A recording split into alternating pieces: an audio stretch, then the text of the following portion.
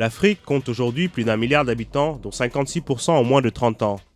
Pour capitaliser sur cette population jeune, chaque pays doit investir dans la création d'emplois, la bonne gouvernance, les infrastructures et un bon climat des affaires. Cependant, tout progrès dans ces secteurs sera limité si les populations ne sont pas préparées, si les jeunes, particulièrement les filles, n'ont pas accès à l'éducation, à la santé et ne profitent pas de leurs droits. Dans 10-20 ans, ceux qui font partie de cette tranche d'âge seront peut-être aux commandes et certains parmi nous ne seront plus là pour le voir. Mais si nous mettons en place des investissements adéquats, cela signifiera que même les plus âgés vont bénéficier de ces investissements destinés aux plus jeunes parce qu'ils sont très compétents à présent. Ils ne seront plus des criminels dont on aura peur. Au moins, il faut les mettre en avant afin que sur certaines questions comme le VIH, on ne se dise pas qu'on fait des efforts alors que la population des jeunes augmente, ce qui n'est pas bien pour notre continent. L'Afrique parle aussi de l'agenda 2063 et si on en parle chaque fois qu'il s'agira de procéder à la revue, disons dans 10 ans peut-être, on se rendra compte que la population a 10 ans et si cette personne est âgée de 10 ans, dans 10 ans, elle en aura 20, alors comment allons-nous les gérer? Ce qui veut dire qu'il nous faut parler des questions de sexualité. Tant que nous n'aborderons pas cette question de leur sexualité, cela signifiera que nous aurons laissé notre population à elle-même. Même si vous organisez une fête, vous vous demandez combien d'invités vont venir. Vous saurez pour combien de personnes vous allez cuisiner et tout ce qu'il vous faudra. Mais si notre population augmente de façon exponentielle au point où nous ne maîtrisons même pas les chiffres, elle devient vulnérable parce qu'on ne pourra pas la gérer. Donc des questions démographiques très graves se poseront et il faudra alors en discuter et en assurer le suivi. Pour de nombreux pays, le premier pas vers l'atteinte des objectifs de développement durable à l'horizon 2030 est le dividende démographique. Un bond dans la croissance économique qui survient dans un pays lorsque le nombre de personnes en âge de travailler dépasse celui des personnes dépendantes comme les enfants et les personnes âgées. Avec des taux de fertilité en baisse et une bonne part de leur population bientôt en âge de travailler, un grand nombre de pays africains est en position de bénéficier du dividende démographique.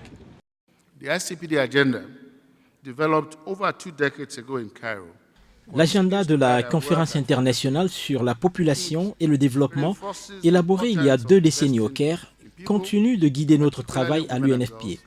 Il renforce l'importance d'investir dans la population, surtout chez les femmes et les filles, dans leur santé, surtout la santé sexuelle et reproductive, dans leur capacité et en élargissant leurs opportunités de s'épanouir pleinement afin d'atteindre un développement durable. Il n'y a pas d'investissement plus conséquent que d'investir dans la santé de nos populations. Et le dividende démographique va dans ce sens. Nous devons garantir l'accès à l'éducation, mais il ne s'agit pas juste d'apprendre aux jeunes à lire et à écrire. Il nous faut des formations professionnelles et entrepreneuriales. Nous devons également leur garantir les services de la santé sexuelle et reproductive, ainsi que la prévention nécessaire pour éviter les grossesses indésirables, les MST, le sida ou encore les avortements clandestins et les accouchements sans soins médicaux.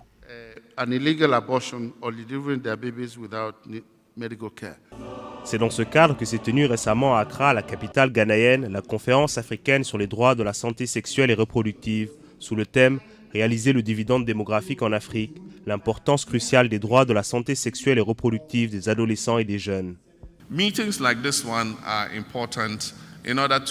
Des rencontres comme celle-ci sont importantes parce qu'elles nous permettent de partager les meilleures pratiques. Elles nous permettent d'évaluer ce que nous avons fait jusqu'à présent, ce que nous avons fait et voir ce que les autres font afin qu'on puisse apprendre des uns et des autres et qu'on puisse régler de façon effective ces questions. Présidée par le président ghanéen John Dramani Mahama, la conférence, qui en est à sa 7e édition, a vu la participation du Dr Lordina Mahama, première dame du Ghana et présidente de l'Organisation des Premières Dames d'Afrique contre le VIH-Sida. En présence des premières dames du Mali, de la Côte d'Ivoire, de la Sierra Leone, du Kenya, de l'Éthiopie et de la Guinée-Bissau, Madame Mahama a procédé au lancement de la campagne continentale, tous inclus, pour mettre fin à l'épidémie du VIH chez les adolescents. 74% des nouvelles infections en Afrique touchent en effet les filles âgées de 15 à 24 ans. La campagne continentale Tous inclus contre le sida cherche à intensifier les efforts pour empêcher de nouvelles infections au VIH et vise les adolescents dans un environnement débarrassé de toute stigmatisation et discrimination. La leçon qu'on peut en tirer, c'est d'inclure les jeunes dans les programmes VIH. Il y a eu des avancées significatives dans presque tous les domaines de la riposte au VIH, mais pas chez les adolescents où l'on traîne encore les pieds gravement. Pour résoudre ces problèmes, la campagne Tous inclus contre le sida met l'accent sur les 4 points suivants. Impliquer, mobiliser et autonomiser les adolescents comme leaders et comme acteurs de changement social, améliorer la collecte de données pour mieux orienter les programmes, encourager des approches innovantes pour atteindre les adolescents avec des services essentiels de VIH adaptés à leurs besoins et inclure les familles de personnes vivant avec le VIH dans les politiques pour mener des actions concrètes et mobiliser des ressources. Cette conférence, qui se tient tous les 2 ans, veut faire de 2016 une année pour accélérer les progrès sur le continent africain, avec un accent particulier sur la santé des personnes. Elle s'inscrit dans un processus à long terme visant à construire et alimenter un dialogue régional sur la santé sexuelle et reproductive et les droits dans ce domaine.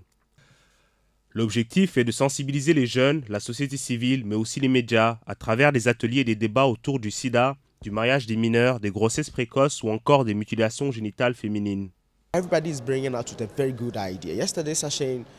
Chacun met sur la table de très bonnes idées, ce qui est de très bon augure. La séance d'hier était très intéressante. Les jeunes doivent se dire « ce sont mes parents et je ne dois pas avoir honte de parler de sexualité avec mes parents parce qu'un problème en Afrique, c'est qu'ils ne nous parlent pas de sexualité à mesure qu'on grandit. » Et c'est pourquoi nous faisons beaucoup d'erreurs. Quand mon enfant aura 12 ans, je pourrais lui dire « écoute, quand tu grandis, tu fais ceci ou cela. » Il faut juste s'assurer d'aborder cette question spécifique avec lui.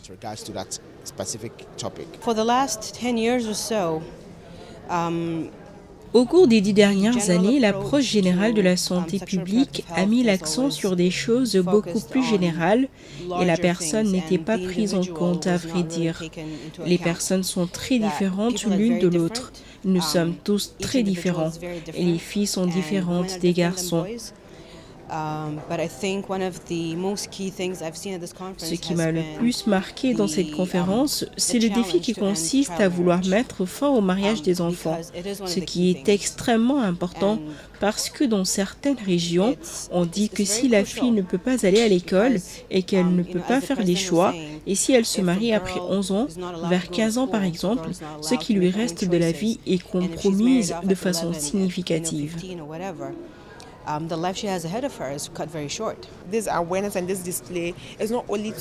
Cette sensibilisation vise à montrer non seulement comment utiliser les préservatifs, mais aussi comment faire une planification familiale.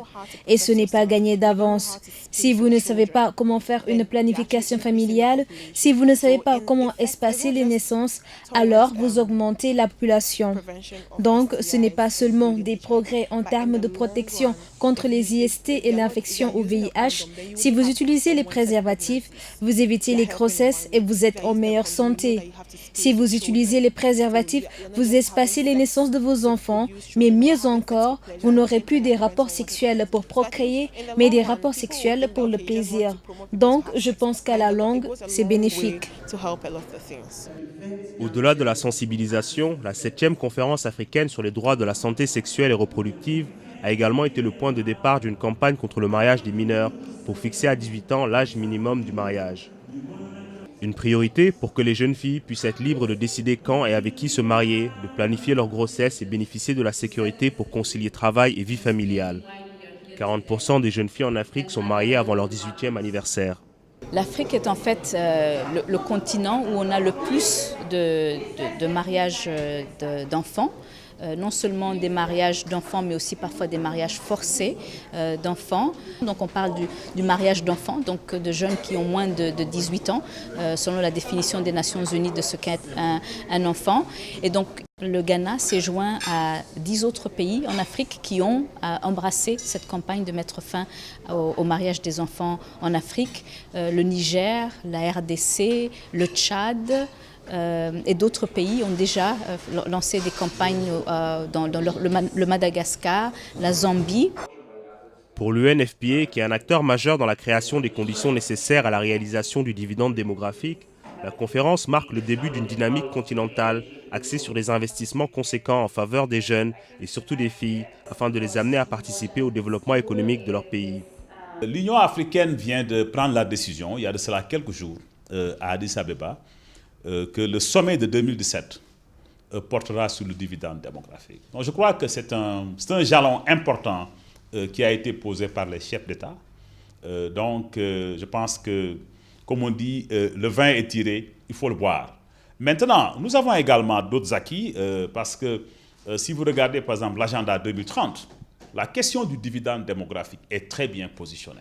Si vous regardez l'agenda 2063, la question du dividende démographique est également bien posée. Donc, comme vous voyez, on part un peu en termes d'interrelation entre les documents de politique, par exemple. Vous voyez un peu au niveau global, on descend en Afrique, donc dans l'agenda 2063, on y est, et nous sommes également au niveau plus détaillé. Donc, on descend dans la pratique, et maintenant, les chefs d'État disent, écoutez, nous ne voulons pas seulement nous limiter à 2030, nous disons que c'est notre priorité en Afrique. Maintenant, ils disent également que dans notre programme maintenant de 2017, nous voulons pousser le dossier au niveau le plus profond. Donc je crois que le processus est très bien enclenché et je crois que c'est une reconnaissance par les chefs d'État que l'avenir de l'Afrique se jouera par le dividende démographique. La 8e édition de la conférence africaine sur les droits de la santé sexuelle et reproductive se tiendra en 2018 en Afrique du Sud, sous le thème de la relation entre les droits de la santé sexuelle, l'éducation et les innovations. Pour les organisateurs, l'objectif sera de trouver de nouvelles manières d'appliquer de nouvelles technologies à la promotion des droits de la santé sexuelle et reproductive.